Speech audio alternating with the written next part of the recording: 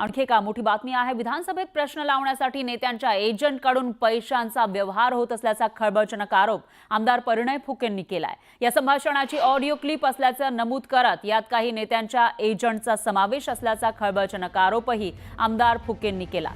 संबंधित audio clip गृहमंत्र्यांकडे देणार असल्याची माहिती त्यांनी दिलेली आहे। यावर संबंधित प्रकरणाची माहिती घेऊन कठोर कारवाई केली जाईल असं आश्वासन गृहराज्यमंत्री कदम यांनी दिलंय।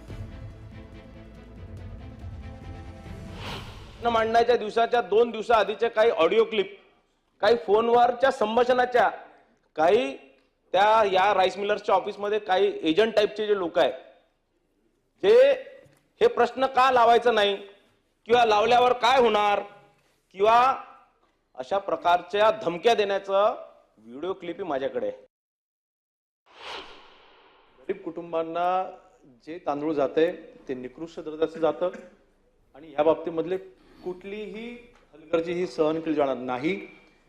कुठल्याही राजकीय पक्षाचे कोणी असू द्या त्यांच्यावरती कडक कारवाई केली जाईल आणि जर का अशा पद्धतीने कोणी ब्लॅकमेल करत असेल, कोणी ह्या जो काही अपव्यवहार चाललाय त्याचा कोणी गैरफायदा घ्यायचा प्रयत्न करत असेल त्यांच्यावरती देखील कडक कारवाई ही केली जाईल।